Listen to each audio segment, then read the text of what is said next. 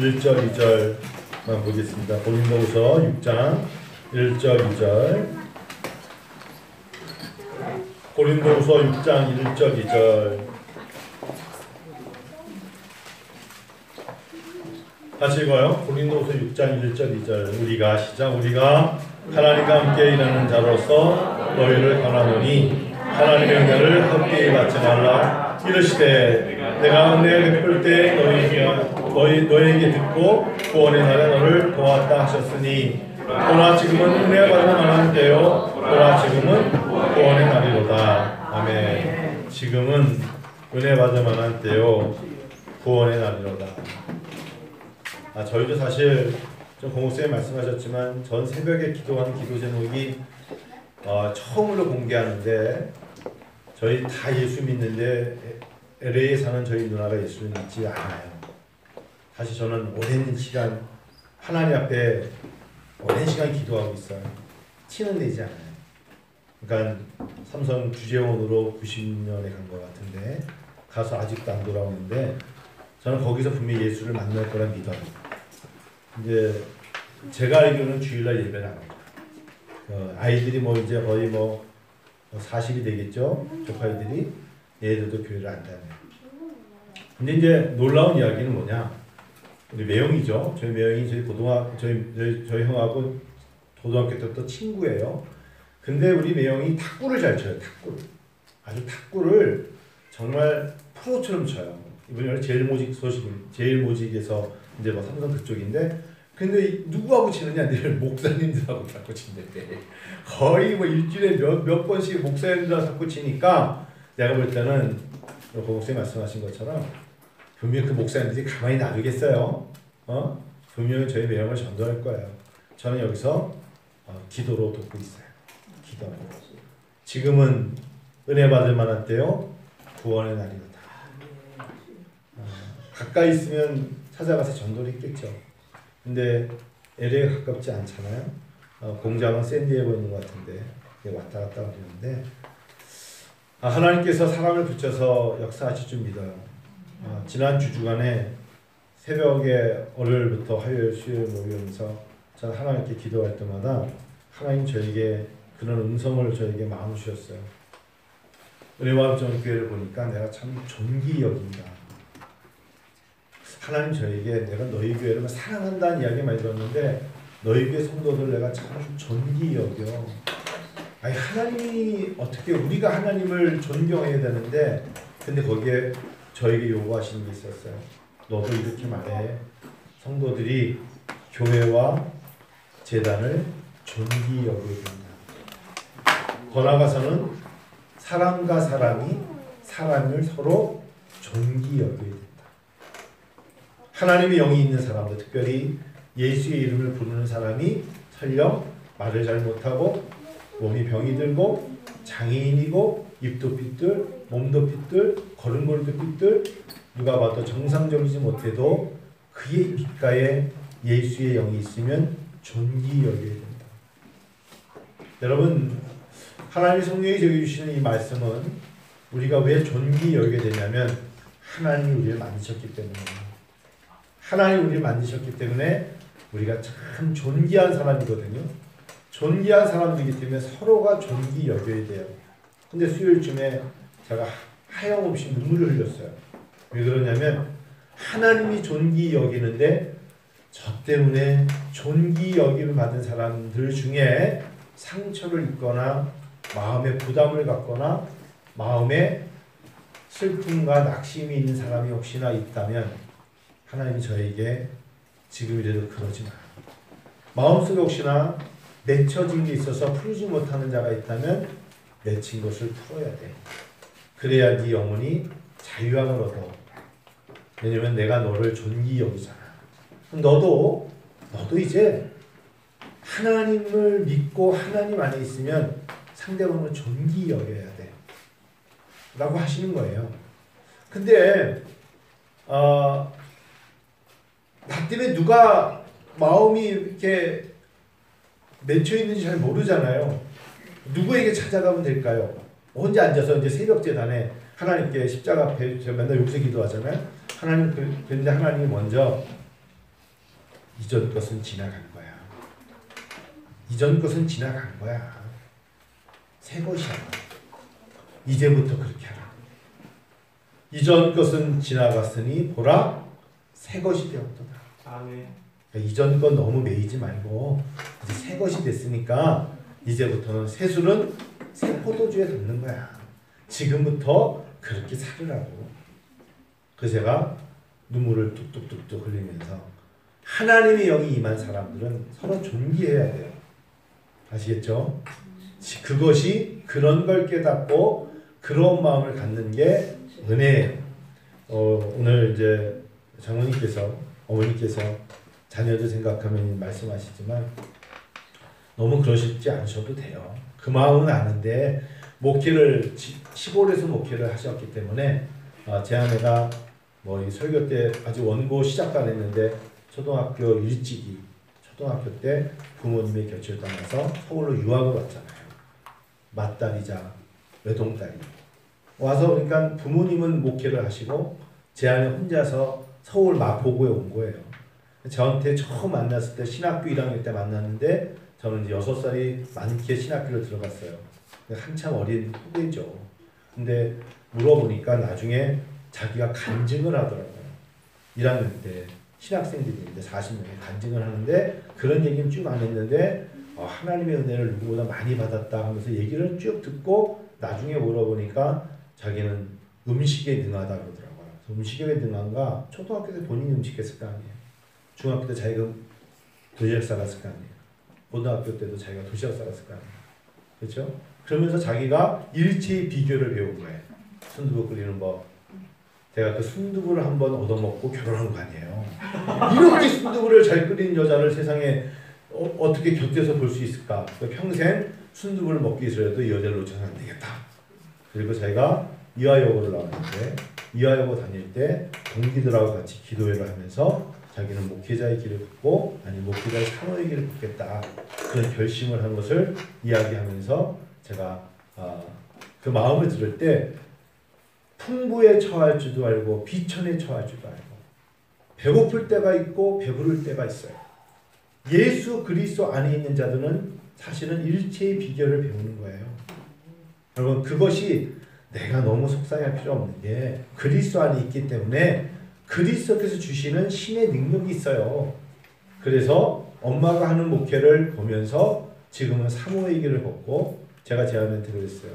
어느덧 26세에 신학교를 들어가서 전도사 생활 빼고 강도사 생활 빼고 담임교육지를 한 지가 어느덧 25년이 된다. 참 시간이 많이 흘렀다. 미국에서 10년, 한국 와서 12년, 24년 아니야? 23년 아니야? 참 시간이 많이 흐른다. 그동안 묵묵히 옆에서 사모의 길을 걸어준 것이 은혜입니다. 여러분과 함께 제가 이런 목회를 할 수 있는 것이 일체의 비결을 배웠기 때문에 새벽마다 지금 4시 40분이면 내려와서 동영상을 매일 찍잖아요. 저희가 여러분 혹시 실시간으로 보실 수 있는 게 새벽 제단을 다 찍잖아요. 그래서 지금 시편 9편 10편까지 나갔고 하나님 말씀을 나누고 있는데 하나님의 은혜 가운데 우리가 살아요. 하나님의 은혜로 살면 너무나 이렇게 옛것에 대해서 배워서 힘들어하지 마세요. 주님이 이 모든 걸 통하여 일체의 비결을 배우게 하시면서 결국 그 다음 절에 나오는 게 빌립보 4장 13절에 바울 사도가 이렇게 말해요. 내가 예수 그리스도 안에서 모든 것을 할 수 있느니라. 아멘. 예수 그리스도가 뒤에서 뒷배기 되어주시면 나는 감당할 수 있다. 예수 그리스도의 그 이름으로 나를 받쳐주시면 내가 지탱할 수 있다. 저는 그래서 미국 생활하면서도 IMF라는 걸 겪으면서 정말 놀라운 간증이 참 많아요. 이 10년 동안 IMF의 유학생활을 하면서 하나님 앞에 참 감사가 넘쳤어요. 그것이 다 어려움 속에 일체의 비결을 배우게 하신 하나님의 은혜예요. 여러분 코비드19, 코로나19로 많은 사람들이 어려움을 겪지만 저는 이 모든 것을 통하여 하나님이 우리에게 요구하시는 단어가 뭐냐면 지금은 은혜 받을 만한 때요. 지금은 구원의 날이로다. 아멘. 지금 코로나19로 우리에게 주시는 주님의 음성은 지금은 은혜 받을 만한 때요. 지금은 구원의 날이로다. 오늘 하나님께 죄송한 건 제가 지금 설교의 본문을 안 읽고 있어요. 이러면 안 돼요. 왜냐면 하나님이 주신 이 설교를 그대로 읽어야 되는데 제 마음 사실은 다른 이야기를 하고 있어요. 저는 교회에서 가장 신앙생활을 본격적으로 한 것은 영세교회입니다. 갑자기 영세교회가 생각나는데 영세교회는 저에게 신학을 갈 수 있도록 은혜를 줬던 교회예요. 영세교회 김종수 목사님은 그래 아들아 네가 신학교 가려고 하면서 추천서를 써주신 목사님이에요. 그때 연세가 거의 60대 후반이셨고 그 아들 김충명 목사님이 70세로 은퇴를 했으니 이제 교회는 역사가 꽤 깊었죠. 김종수 목사님에게 수없이 들었던 이야기가 뭐냐. 아버지 김영구 목사님이에요. 김영구 목사님은 승동교회 담임 목사님이셨어요. 승동교회 담임 목회를 하시다가 수요일날 설교를 하시다가 자기 나이 9살에 아버지가 쓰러지셨고 소천하셨어요. 근데 이 교회가 어쩔 수 없이 담임 목사를 청빙해야 되니까 어머니 박세라 어머니와 함께 아들 김종수 목사님이 그냥 그곳에서 어제 나오게 된 거예요.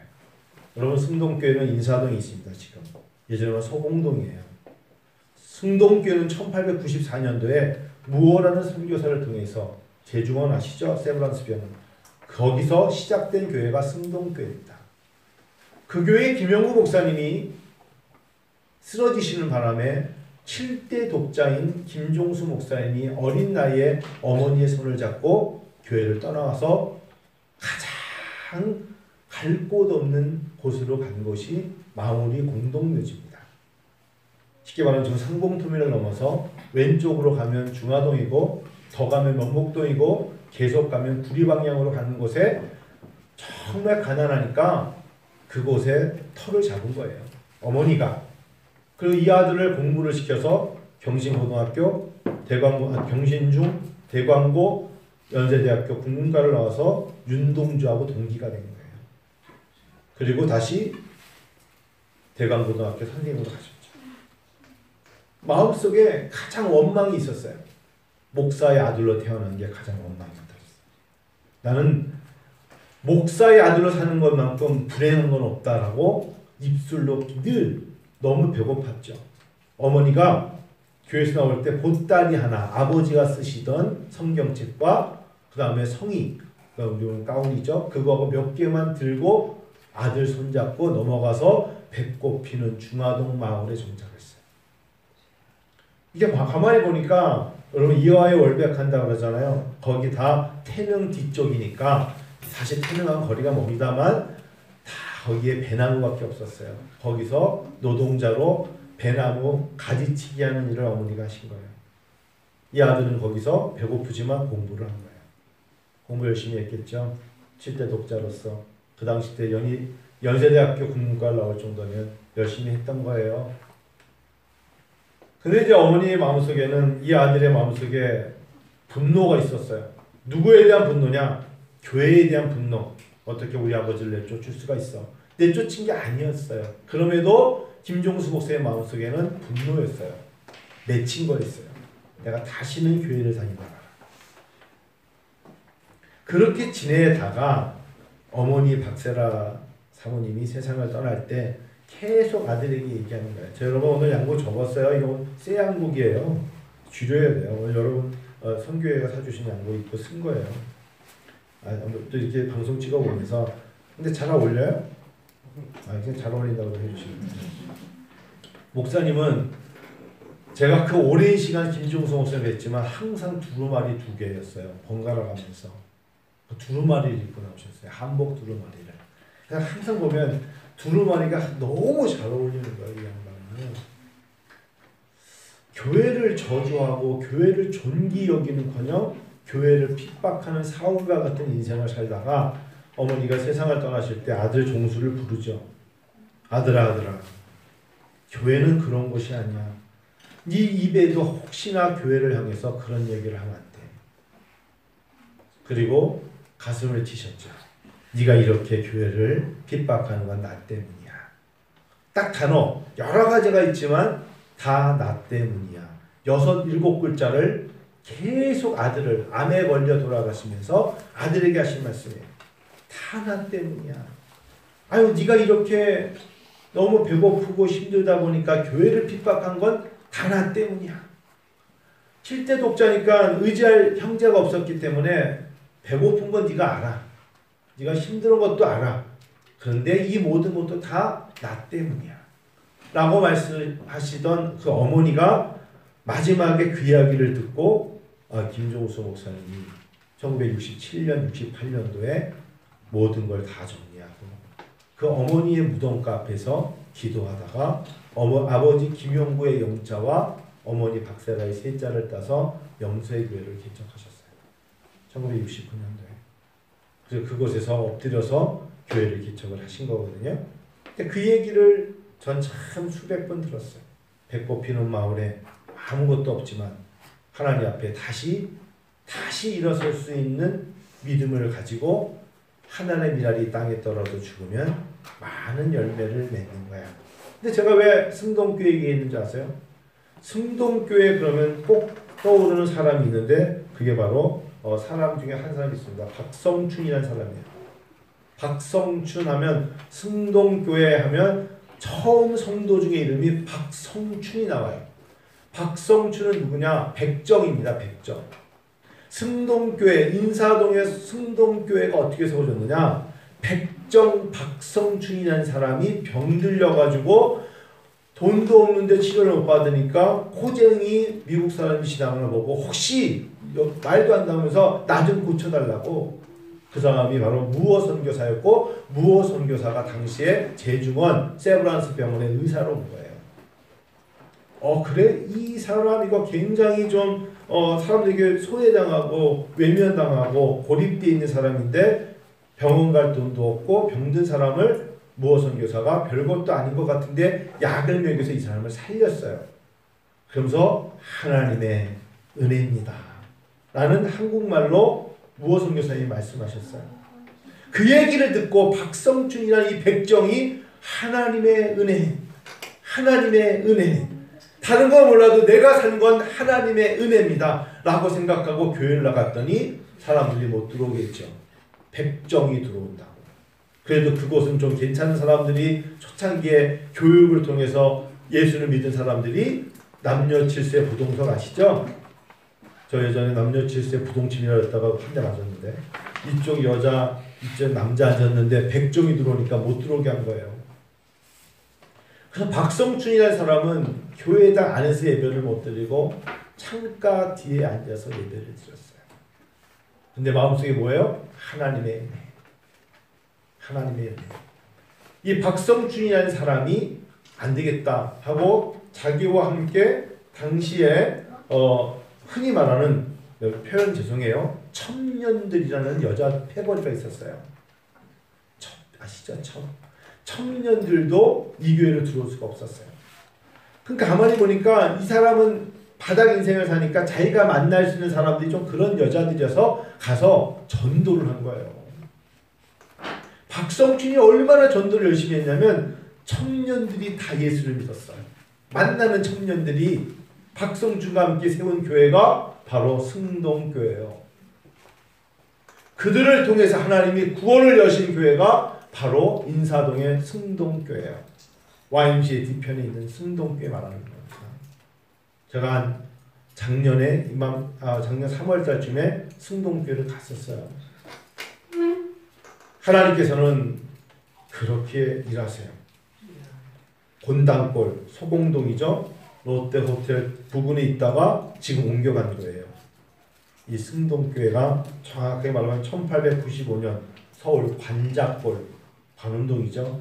여기서부터 그 청년들이 모여있는 그 관작골에서 시작해서 관운동에서 시작해서 지금의 승동교회로 갔는데 박성춘의 이 한 사람 하나님의 은혜라는 단어를 하나만 가슴에 품고 그 은혜를 받은 사람은 누구에게 가서 그 은혜를 전하고 싶은 구원의 날이로다.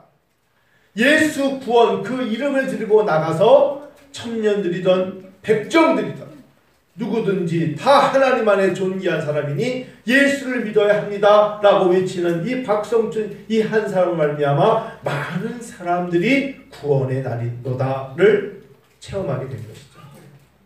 코로나19로 힘드셨죠? 이럴 때 하나님 우리에게 야, 내가 너희를 받쳐주는 힘이 있잖아 라고 주시는 그 힘이 예수 그리스도의 은혜입니다.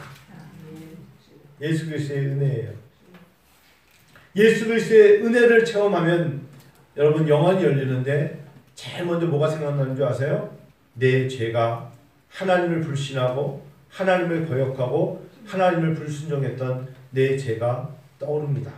하나님 없이 당당하게 살아가고 예수 없이 내가 아주 당당하게 살아가는 내 모습이 얼마나 부끄러운가를 고백하게 됩니다.